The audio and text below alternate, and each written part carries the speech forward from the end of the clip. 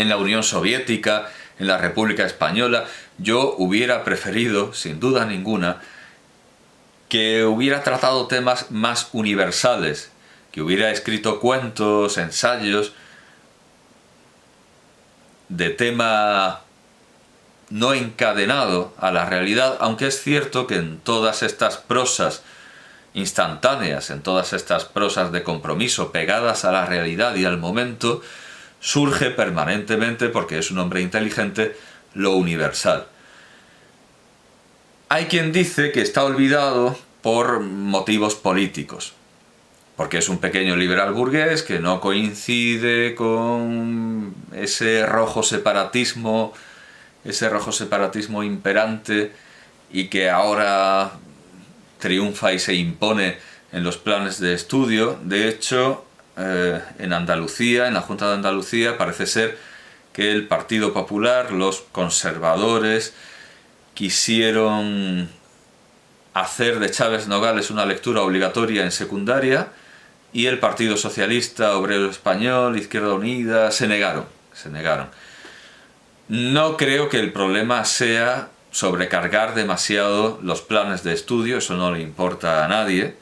De hecho, en mi libro de texto del año pasado, de segundo de bachillerato, aparecían poetisas que he tenido o he visto vociferando en Facebook, en las redes sociales. Y realmente no es excusa que el programa esté sobrecargado cuando aparece cualquier director de un centro, de un instituto Cervantes de Malabo, o una poetisa 2.0, de hecho había una sección que era la poesía 2.0, que el programa esté demasiado sobrecargado no me parece que sea excusa para no acoger a Chávez Nogales, aunque a mí me parece bien, yo sí considero que existe ese problema, a mí me parece bien no sobrecargar el programa, por eso me salto a las poetisas 2.0 que están al final y les digo a mis alumnos que ni se les ocurra, además para selectividad pueden dejarse de estudiar unos 4 temas, entonces yo les recomiendo que dejen de estudiarse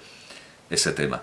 Algo de política hay, por supuesto, por supuestísimo, evidentemente hay mucha política en el olvido de Chávez Nogales hasta nuestros días, hasta la edición de su obra periodística y la edición final de sus obras completas.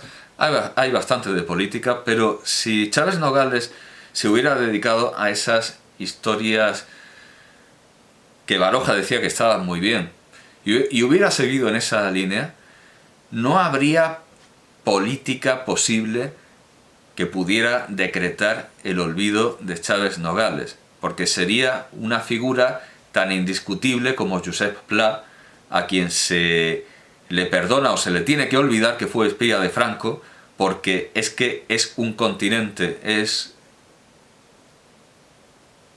un transatlántico, y la figura de Chávez Nogales sería verdaderamente gigantesca, aun sin haber llegado a los extremos espaciales, a los extremos materiales de la obra de Pla, porque es una obra larguísima, vastísima. En cambio Chávez Nogales solo tiene estos 5 volúmenes.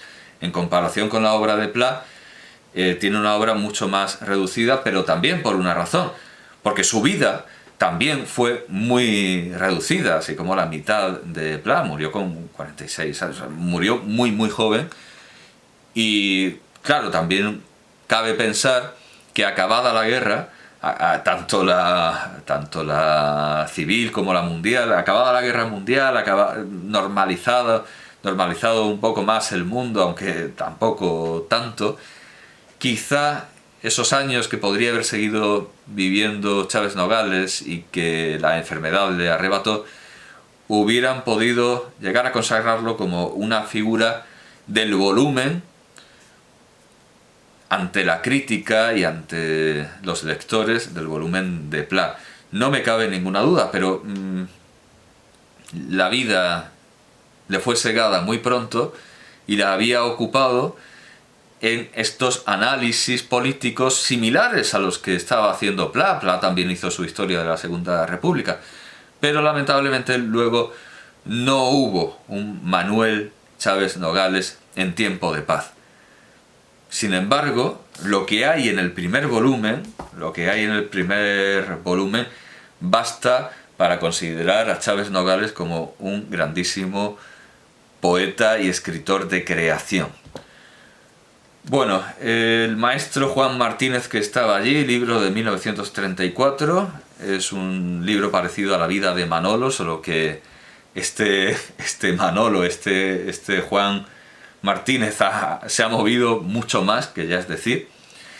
Ese es el volumen tercero, aquí tengo el volumen cuarto, algo más reducido. Contiene solo 3 libros. Otro consagrado a un personaje, otra monografía, otro libro en el que también habla mucho el personaje, aunque ya no tanto, porque esto pertenece al género de la biografía y no al de las historias, sin duda animadísimas, que cuenta un maestro flamenco. Juan Belmonte, Matador de Toros, su vida y sus hazañas, de 1935, el libro fundamental sobre Juan Belmonte. A sangre y fuego, héroes, bestias y mártires de España, de 1937. Este es el libro que más famoso ha hecho a Chávez Nogales. Sin duda, si hubiera tenido más vida, nos habría dado libros infinitamente más ilustres, insignes y famosos. Pero bueno, por política, por el trasfondo político que tienen estos relatos, se le ha prestado atención y también olvido. Y es algo bastante distinto a sus novelas y a sus creaciones primeras, pero es que el medio ha cambiado infinitamente. Ya estamos en esta época en la que esa casa preciosa con esas vistas, por esa casa, por esa vida, por esas vistas, ya doblan las campanas, ya todo toca a su fin. El mundo se ha hecho más áspero y las ficciones se han hecho también más crueles y más ásperas que esas novelas originales tan negras, con tantos puntos de humor negro, tan truculentas de una manera fantástica. Aquí ya lo que tenemos son historias truculentas desde la más descarnada, trágica y cruel realidad. Y otro libro de historia de 1938, Los secretos de la defensa de Madrid. Lamentablemente este es el 4º volumen, lo que quiere decir que su obra se acaba, y en este 5º volumen ya todo es actualidad. Todo es crónica, análisis. Crónicas de la Guerra Civil, 1936-1939. Contiene las crónicas originales, las crónicas traducidas, porque en la página 85-86 se explica la traducción. 85-86, crónicas traducidas. Y esto es importante porque, claro, como estuvo trabajando en el extranjero tanto tiempo y publicando esto es importante. Dice el editor: sabemos por el testimonio de doña Pilar Chávez, recogido por María Isabel Cintas, que el periodista no dominaba la lengua inglesa y apenas se manejaba en francés, reacio como era a dejar de emplear, con reserva muy española, el castellano en su escritura. Sus limitaciones fueron suplidas por las traducciones de amigos y colaboradores como el mencionado Luis de Baeza, y gracias a esa labor de mediación ha podido sobrevivir, aunque no en la redacción original, casi la totalidad de la obra periodística conocida de Chávez durante la Guerra Civil y la posguerra. La mayoría de las llamadas crónicas de la Guerra Civil se han conservado en las versiones inglesas o francesas, que fueron publicadas por la prensa internacional. Bueno, yo creo que se ha aclarado ese misterio. Los artículos en francés y en inglés no los escribió originalmente en esas lenguas. Lo que pasa es que muchos de ellos solo han sobrevivido en la traducción. aunque queden algunos manuscritos, precisamente porque tenía que mandarlos a traducir. Las crónicas publicadas en el extranjero, que aparecen en las obras completas de los libros del asteroide, están traducidas por Yolanda Morató. Por lo tanto, es el texto de un autor español que escribe en español, pero paradójicamente hay que traducirlo, como si fuera literatura universal. Bueno, es algo que pasa con Juan Luis Vives, que la mayoría lo lee en versión traducida, pero es que Juan Luis Vives escribía en latín. Este caso es bastante insólito, pero no tan infrecuente. Bueno, lo normal es que en unas obras completas un autor que escribe en español tenga una entrevista. De hecho, en las obras de Luis Díez del Corral había una entrevista traducida del japonés. Había dado una entrevista, de hecho un diálogo con Mishima en japonés, y se había traducido para sus obras completas del japonés. Aquí en cambio tenemos una parte significante, muy significativa de la obra de Chávez Nogales, que tiene que ser traducida de otras lenguas, y no tenemos el original. Esto es algo que importa decir sobre esta edición. Bueno, crónicas traducidas. Después, crónicas de la posguerra civil, 1939. Las crónicas de la Drôle de Guerre, porque salimos de una y nos metemos en otra. Estas son de 1939 a 1940. La agonía de Francia, el libro La agonía de Francia, de 1941. Y, lamentablemente, por último, el último libro, o la última sección de las obras completas, Crónicas del tiempo de la Segunda Guerra Mundial, 1939-1944. Ahí se para todo, porque se para la vida de Chávez Nogales. Indudablemente no solo esa especie de tercerposicionismo, que no es tal, porque, en fin, los pequeños burgueses, demócratas, republicanos, liberales, se asociaron desde el principio con los rojos separatistas, y ahí que llevaron a todos sus admiradores, seguidores, más engañados o no. Chávez Nogales es un hombre sensato, muy sensato, enormemente sensato, pero al ser republicano, demócrata, pequeño liberal, sus líderes lo meten con el rojo separatismo, así que no hay tercerposicionismo.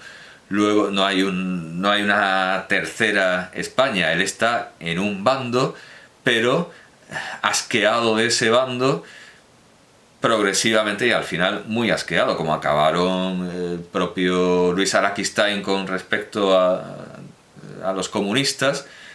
Y bueno, él ve también que su bando no es el único que muestra ese desencanto, porque al analizar qué hay al lado de cada trinchera, se da cuenta, por ejemplo, de que los monárquicos están decepcionadísimos. Los monárquicos no encuentran nada de lo que querían, ni por lo que se metieron allí, ni por lo que fueron. Por cierto, que la última frase de Chávez Nogales, seleccionado para el último volumen, con una caricatura evidentemente, es: el mar abierto nos mostraba sus rutas innumerables.